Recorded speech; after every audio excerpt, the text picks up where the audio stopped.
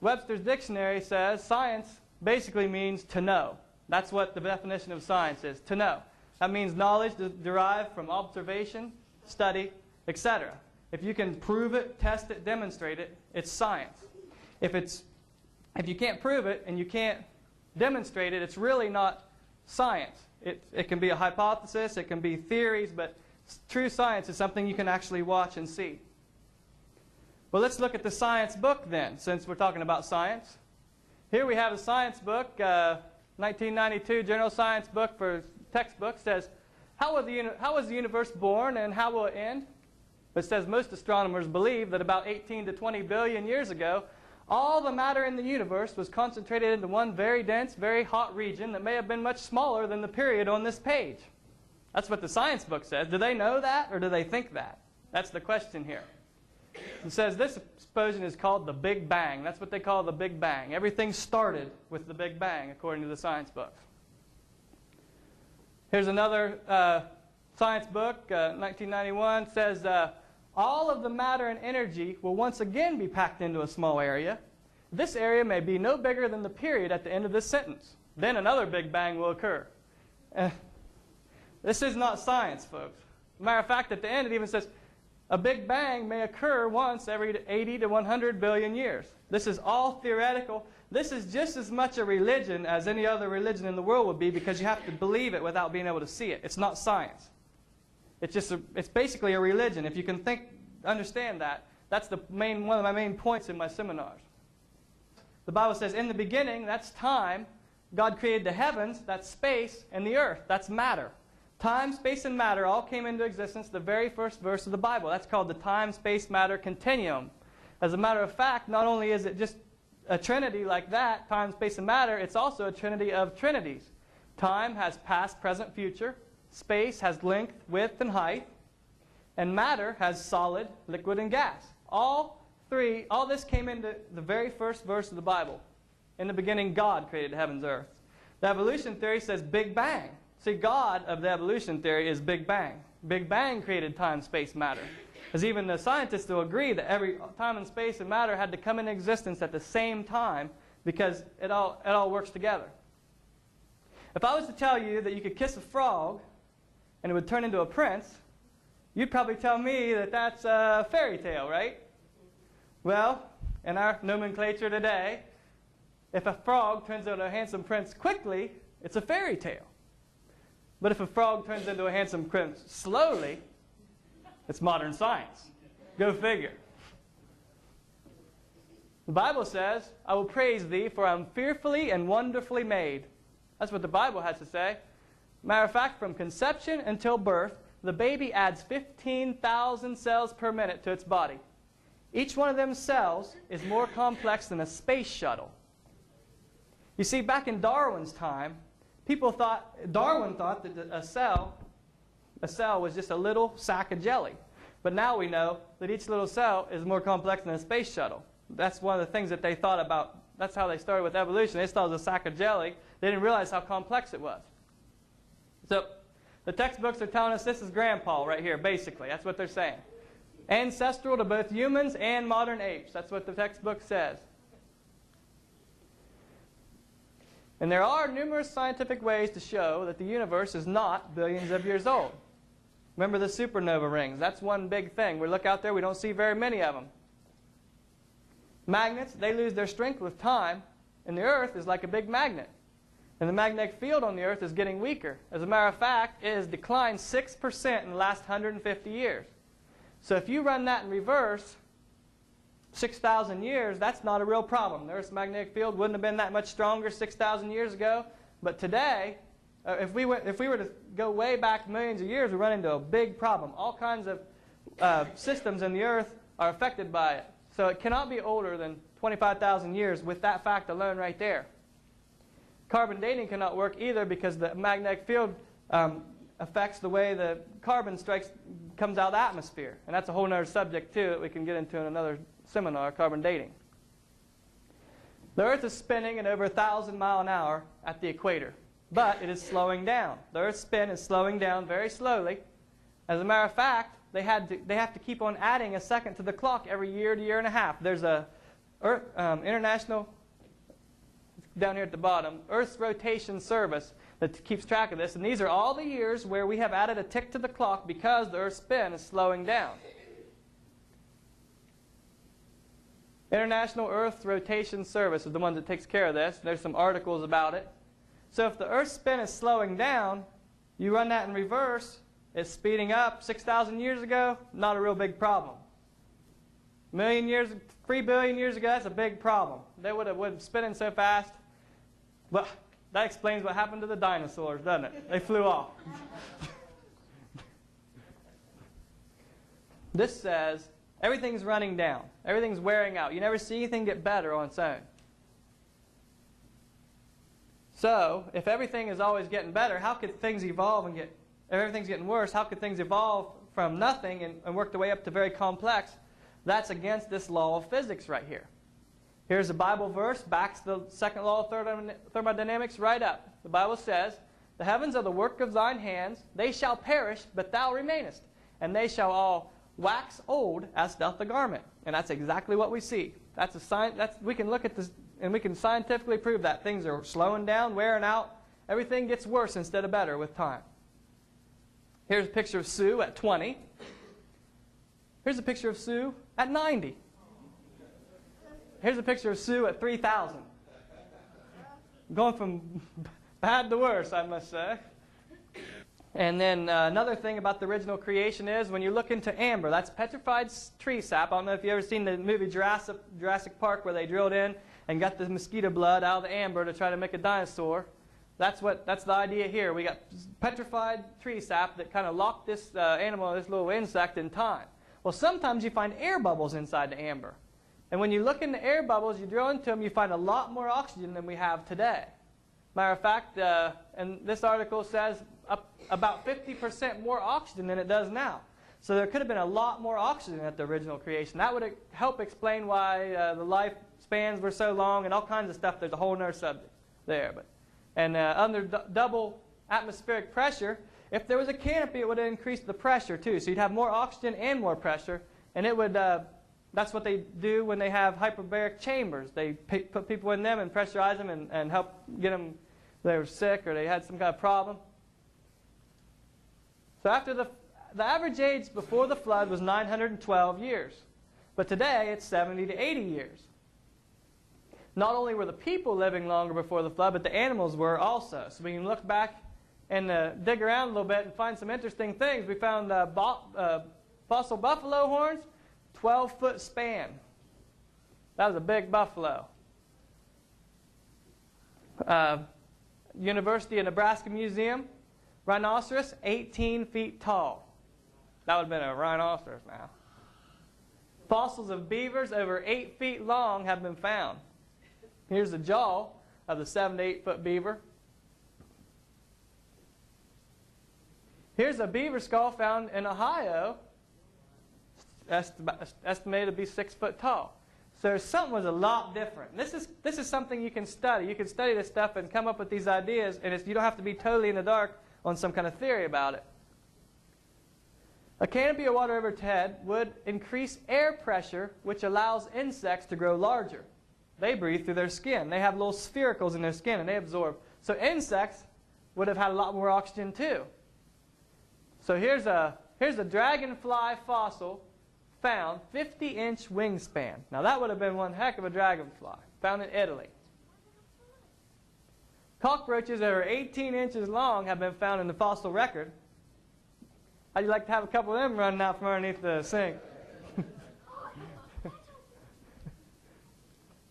Fossils of grasshoppers over 2 feet long have been found. Fossil cattails is kind of taking a jump to plants, and there's a whole kind of stuff about plants too, about carbon dioxide being pressurized also. Cattails 60 feet long have been found in sedimentary rock. Now that's a big cattail. Okay, now we'll change gears again. We'll talk a little bit about dinosaurs. Dinosaurs, here's from a Holt Earth Science book. A little clipping here says, like all reptiles, it grows throughout its life. All reptiles grow. They never stop growing. So the longer a reptile lives, the bigger it gets because it keeps on growing and growing. Well, if there would have been a different atmosphere and everything like that that caused things to live longer, it's very possible that the dinosaurs were just big lizards that lived with Adam and Eve. I mean, some of them, there's different kinds of them. We can talk more about the different kinds. But pretty simply, dinosaurs keep on growing. So if they lived a lot longer, they would grow to be a lot bigger. Here's an excerpt from National Geographic. It says, no human being has ever seen a live dinosaur. Now, do they know that or do they think that? Yeah. In order to know that, they would have to talk to everybody that ever lived. Did they talk to Adam and Eve before they said that? Did they talk to Noah before they said that? No. Here's a kid taking a bath in a big dinosaur footprint down in Glen Rose, Texas. There's a place down there called Dinosaur Valley State Park. A flood came through and ripped a whole layer of limestone off of the bed of this river, and they found dinosaur footprints and human footprints walking together. I don't have any slides of it with me right now. But they found, and there's a Dr. Carl Ball, you might see him on TBN. This is his museum down there. Has this right where that's at. New theory, lack of oxygen, not an asteroid, killed the dinosaurs. That's another theory that's out there. They found out that dinosaurs have way too small of nostrils to support how big they are. As a matter of fact, this 80-foot-long dinosaur had nostrils about the same size as a horse's nostrils. So my theory about that is, and the theory is, that these animals had plenty of oxygen back a long time ago, but they didn't have it now, so they couldn't live anymore. Okay, what about cavemen? Okay. Nebraska man, this is a supposed missing link that the textbooks have had in it. In Sioux County, Nebraska, they were digging around and they found a tooth in the dirt. And they said, well, this looks like half man, half ape tooth. So they took and they made the entire man and his wife from one tooth. They said, well, if he had a tooth that looked like this, if he had a jaw that looked like this, and he probably had a head that looked like that, if he had a jaw that looked like... So they built the entire man and his wife from one tooth that they found in the dirt. That's Nebraska man. That's a missing link, supposedly it was. But later on, they found out that this really was a pig's tooth. So here's the real Nebraska man right here. The Piltdown man. I don't know if any of you have ever heard of the Piltdown man. They took an ape's jawbone and a human skull, filed it down, fit it together. As a matter of fact, when they did this, here's the New York Times, 1912. Darwin theory proved true. That's the headline in the New York Times, 1912. It was in the textbooks for 40 years that this is the proves true, the Darwin theory. For 40 years, until finally we came out with the technology that had to put some sort of chemicals on this thing when they were studying it to find out that they were actually glued together, and it was two different kinds of bone. The Great Piltdown Hoax. There's articles about that. Check that out on the internet, something like that. These outdated teachings are still in the textbooks. We have these trees of life coming up through.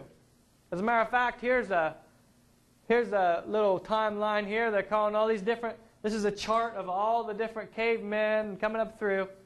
And see, they used to call them Homo sapiens. Sapien means wise.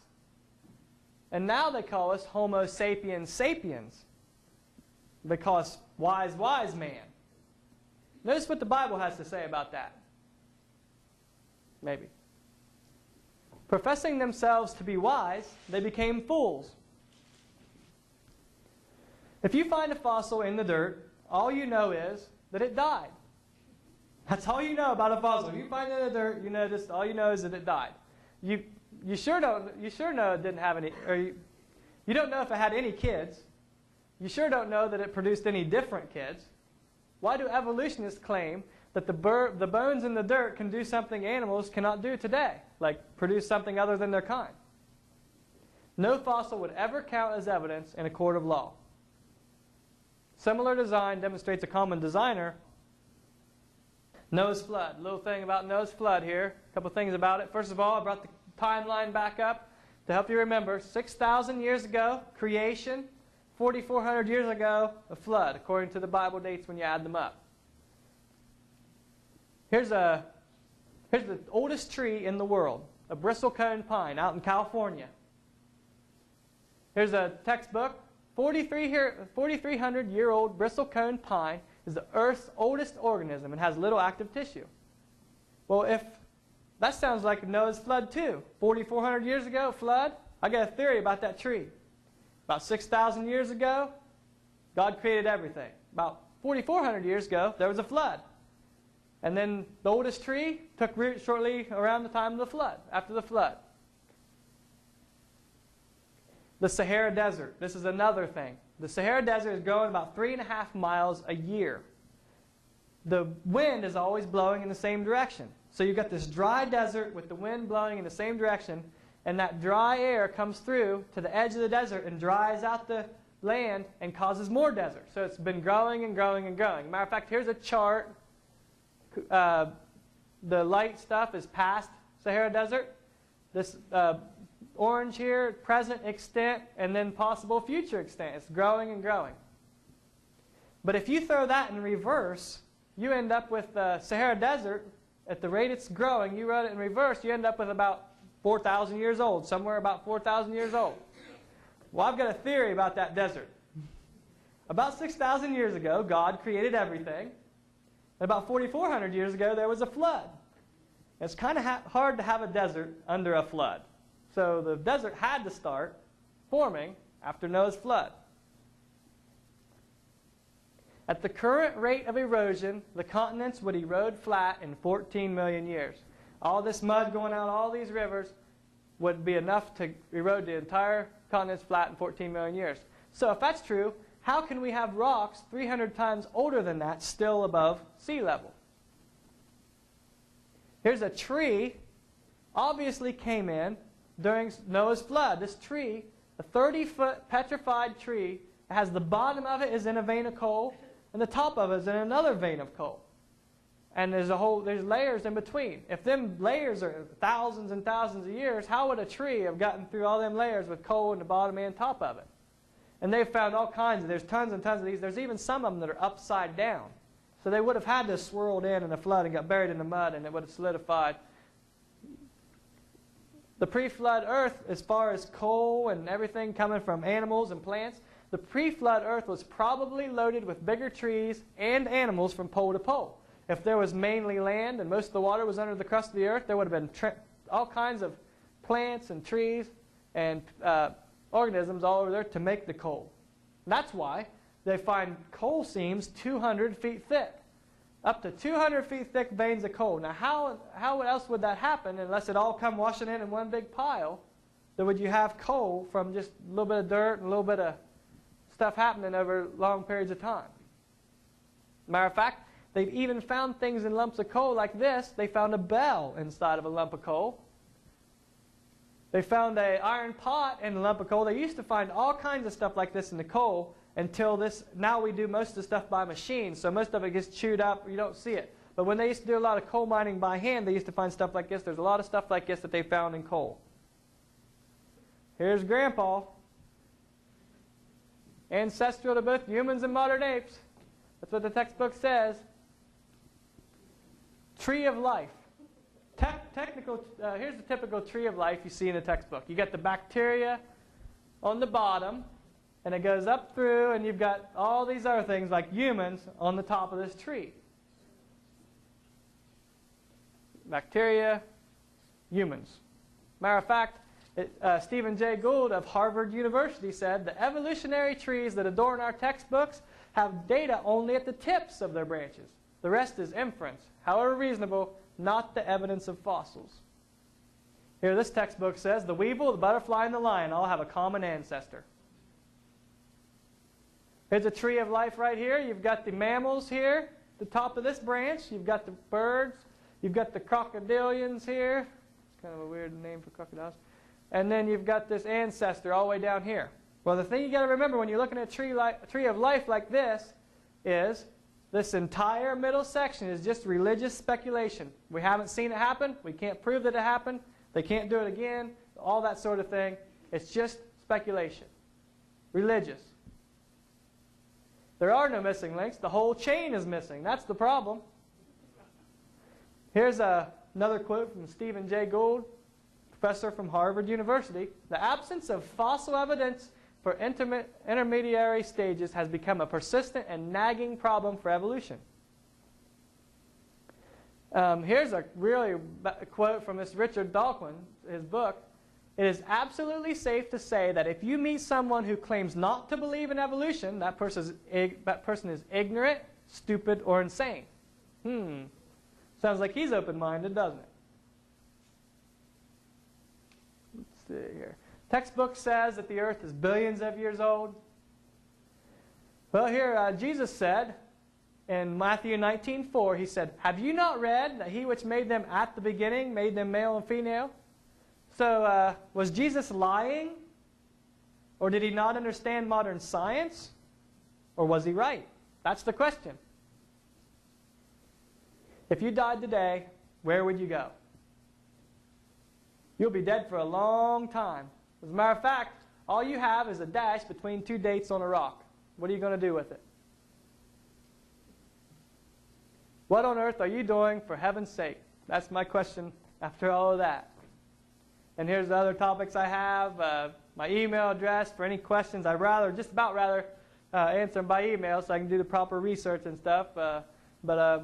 Here's different topics that I will be talking about in greater detail here in the coming months.